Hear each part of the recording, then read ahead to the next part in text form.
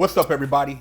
Big Herc 916, getting down with Fresh Out. You know how we do it over here. Hit that subscribe button, hit that like button, share the channel. Go to freshoutseries.com, pick you up some merch, split some wigs, wash your ass. Hey, man, we all about it. I got a special guest with me here today, a homie Leaford, man. This cat I've known for over a decade. One of the first people I met when I hit the streets after getting out the pen, going back probably over a decade, and bumped into each other at a car show, and been staying in touch, and we always having some high level conversations. So I wanted to bring him on the channel to get into some topics, man. Leaf, man, we always chopping it up about different things and about culture and what we see going out here. And what do you see as far as one of the biggest things plaguing the black community, and the fact that it seems like things are just in a sense in turmoil, but not in turmoil, because there's people winning and there's people losing. Well, I think it's clear cut that there's obvious turmoil, right? I think it's obvious turmoil because there's way more people losing than there are winning.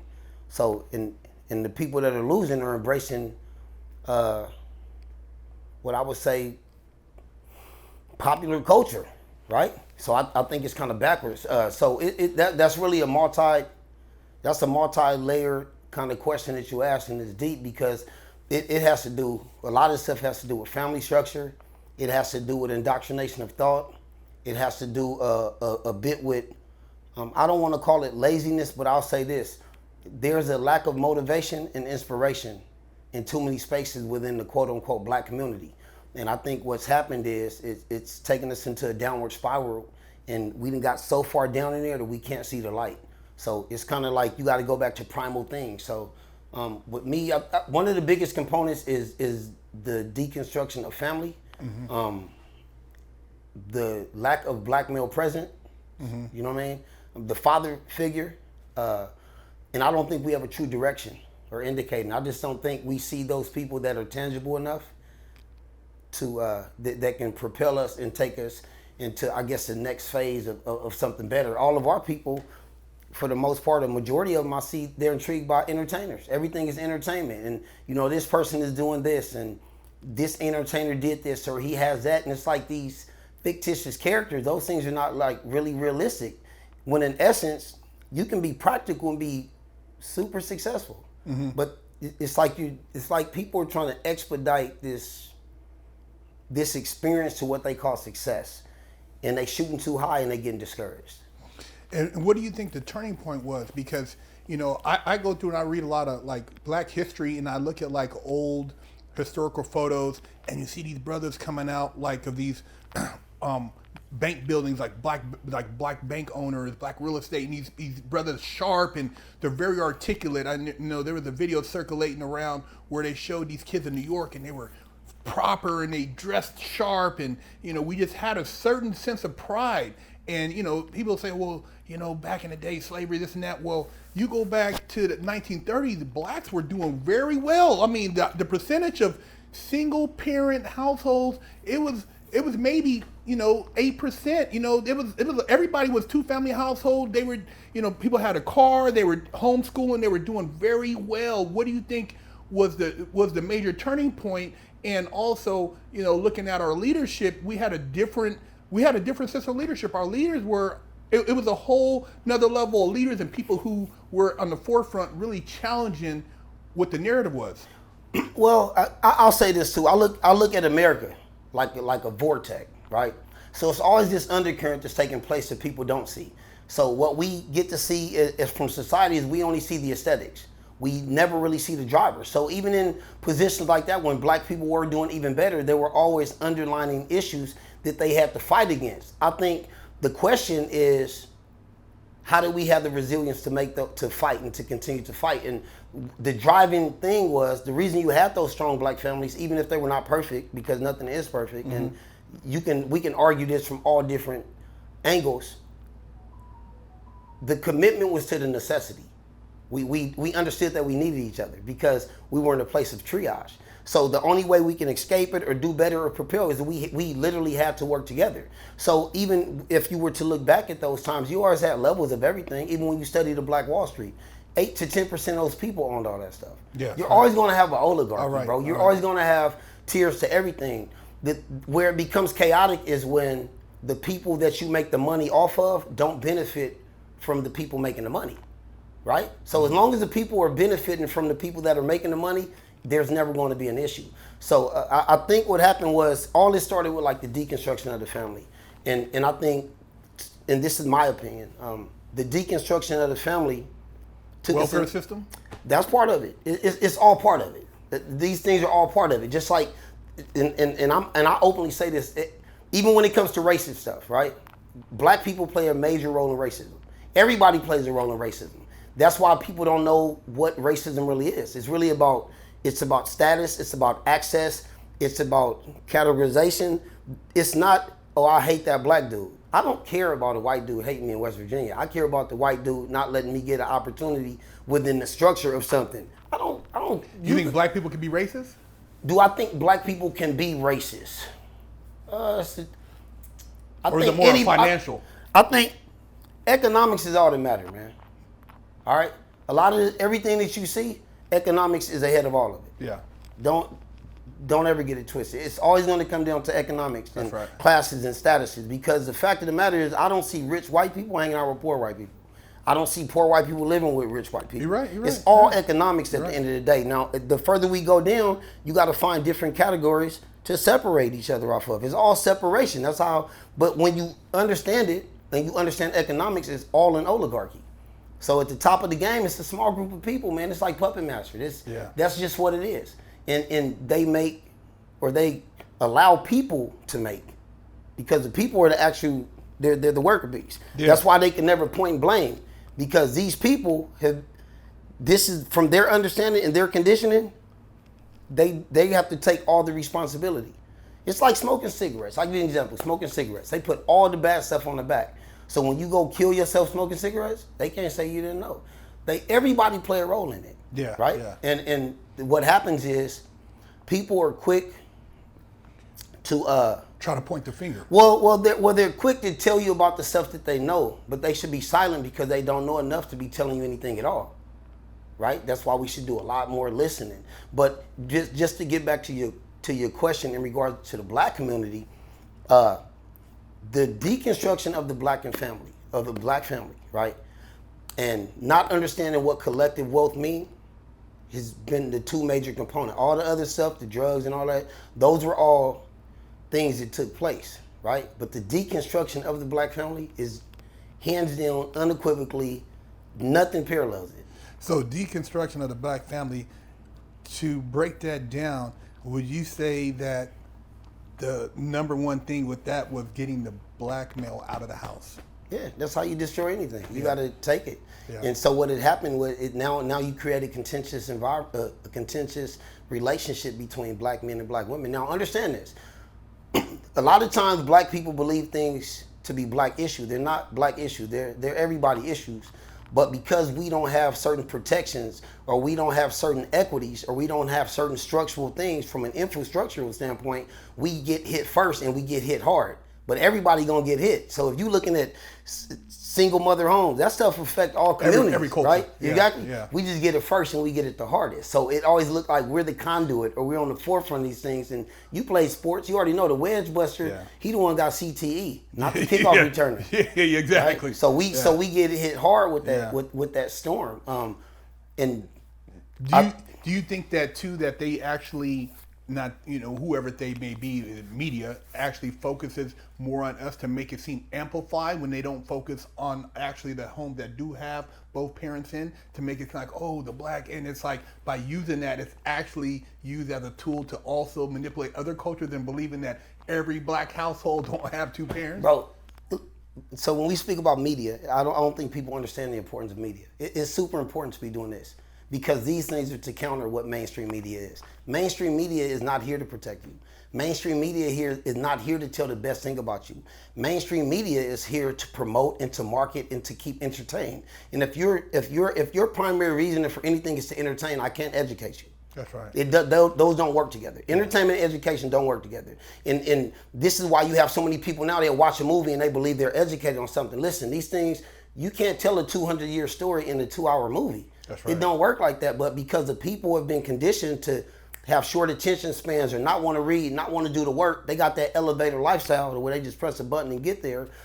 They miss out on a lot of information, so it's very easy to fool people. And I'm not trying to offend anybody when I say that, because we can all be fooled. We can all be victims to propaganda. We have. We weren't always this understanding of things. I mean, look at the troubles and things that we've had in our past. So that's what media is for. These people are here again. It's economics. This is economics. So what I see, I don't have an expectation of media. I know that it's a lie. I'm a black dude, grew up in black communities, grew up in the hood, with hood dudes, all of that. At the end of the day, you have to understand, at some level, you have to be responsible for your behavior. Yeah. You have to be responsible for your vision. And I'm not saying you shouldn't have been guided in all this. I'm telling you, sometimes you got to fix that plane in the air, man. Sometimes you got to fix that car with the wrong tools. That's right. Right? Sometimes you have to just get it done because the people don't care what you've been through. They're only looking for the results. Now, when you're able to fix that car with no tools and you're able to get the results and they know you didn't have the resources, now you become a threat.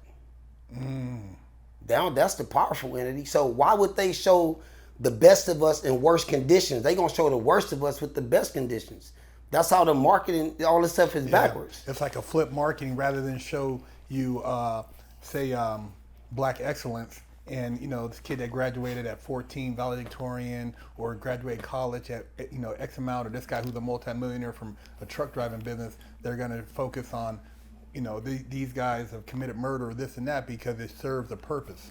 Well, the purpose is economics. It's more profitable. More profitable to show us in violent situations. It's more profitable to show violence, period. See, the thing that they show with black people, they show about everybody else. The bad thing is you have no counters. They don't show good things about black people. They can show all that negative stuff about black people. I wouldn't care. But what I want to see are the ones that are doing well. What I want to see are the strong families. What I want to see is variety. But you put a collage of these things together. Now you got people around the country thinking that black women just run around here with purple and pink hair. I barely ever see black women like that, bro. Yeah, you're right. I can't tell you the last time I saw a fight in the street, even in the hood. But the way they make it seem, feel like it's going on every day. Yeah, like the way they make it seem is like you think you in some type of movie or something, and it's like, bro, it's tons of beautiful people who came up in the hood. It's beautiful people who can't. We usually coming from the hood. We coming from impoverished places economically, and I say impoverished economically.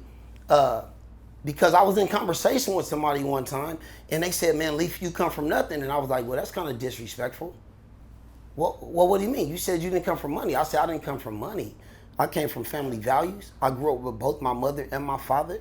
You get what I'm saying? Do we have the best houses? No, but we met necessities. We had the best food? No, but we ate some food. And I know it's people out there that were in way worse conditions, but there were also people in way better conditions. My idea was, I'm going to take this and make it the best. And it was, I went through some stuff making that the best. I went through a lot of criticism and all type of stuff. So, but what I had was, I had a father. I had a family structure. I watched it. But I also had a brother that grew up in the same house with me, and he figured out the way to go to the penitentiary regardless. And somebody said, well, your brother went to the pen, you grew up with your mother and your father. I said, it's 5 of us. My brother went. That would still give us an 80% win. I said, you don't get absolutes in this world. That's right. Okay?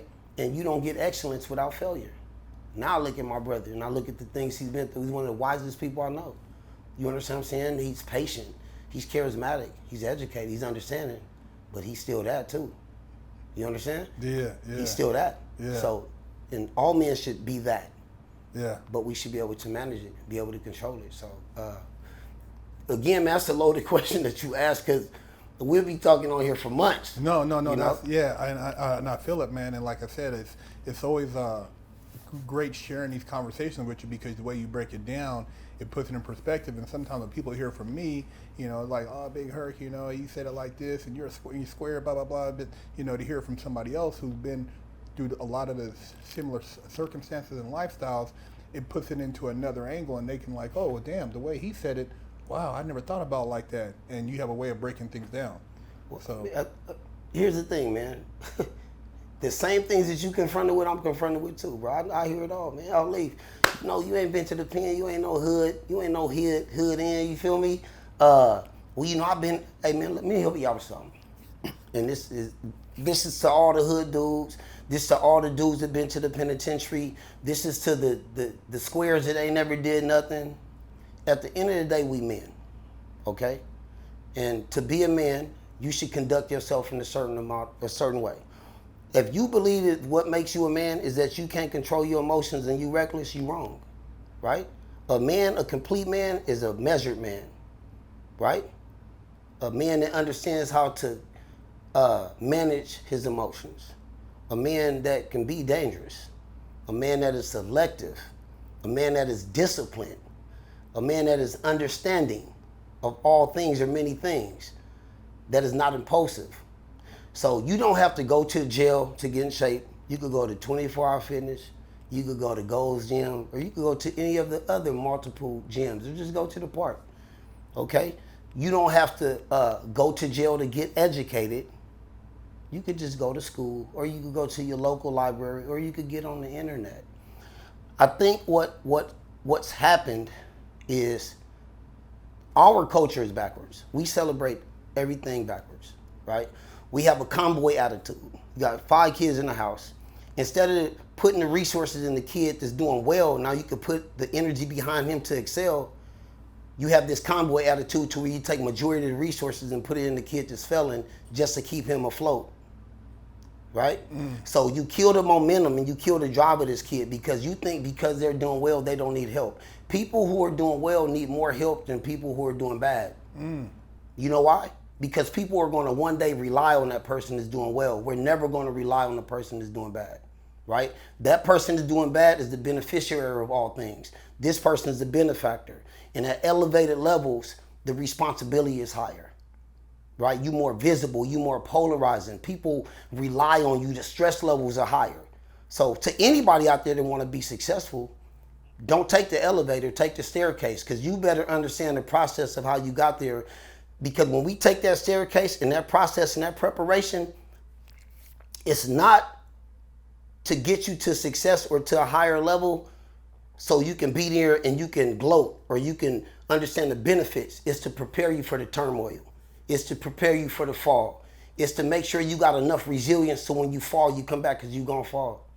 You're going to fall. We can lose. I lost hundreds of thousands. You know what I'm saying? I done got money stuck and stuff. You could fall. And that's the whole purpose of being humble. But that's also the purpose of being private, right? That's the purpose of being private, to protect you from people's opinions of you. So, again, not to get too far, because I'm not going to go down the rabbit hole, but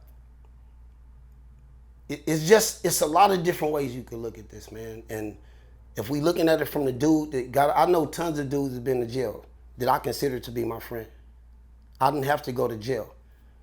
You understand? I listen to their stories. I'm not telling you jail stories. I'm telling you how to avoid jail, right?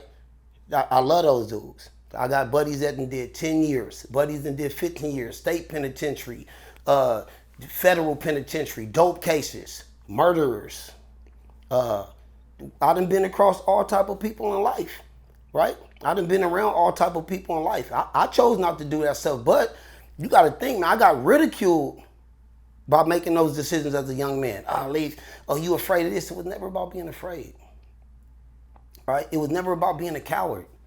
It was about, they was focused on the price and they was focused on the payment today, and I was focused on the potential 20 years later, right? So in life, as a man, you gonna either you gonna get paid up front and you gonna catch a cold debt on the end, or you gonna take the hits up front and you gonna have the equities on the back end. I got the equities now. And because I do stuff out of love and I'm not overly critical of anybody been through that stuff, I'm actually an ally to a lot of them dudes. I done gave people jobs. I done help people out with different resources that I have. I'm a resource, baby. Right? I'm a walking resource. I'm the conduit to all things. That's really how I look at it. I'm the epicenter of many things. So I think that I'm a great friend. I think I'm a great person. But at the same time, like, don't get it twisted. And I think a lot of times, like, street dudes, they really they really suffer from like what that's cognitive dissonance. They really suffer from that because they got in their head, oh, I did this in the penitentiary, I can do this on the streets. It's a different ballgame. The reason you was in the penitentiary is because you didn't do certain things the right way on the streets. That's right. Right? But you want me to celebrate you going to the penitentiary, and it's not for all guys, because some of them dudes in the pen, they come back with great information. They're really valuable gems to society because people will listen to them over me. But some people come back with reckless stories, and I know they was lying. I know they was lying, bro. Oh, I was doing this in there. Like, you wouldn't even stand up and read in front of the class, but you did that in there? Yeah, that's right. So you either telling me that there's some low frequency stuff going on, or like it's not adding up, bro. No. But again, man, we play a role as black men. We play a role in many of our deficits. That's right. Right? We got to take ownership in it. Because if you don't take ownership, you can't change nothing. We play a role in some of those things. And I'm here to say that even on my end, some of the things that I believed or promoted, even with music, we play a role in some of that stuff. We perpetuate it. You know what I'm saying? Some of those things. Many of those things. Yeah. Hey, Big Herc 916 getting out of Leaf, man. We got some high-powered conversations. Fresh out. You tired of smelling like stanky butt, funky armpits? Wash your ass. Go to freshoutserious.com and pick you up a bar of soap.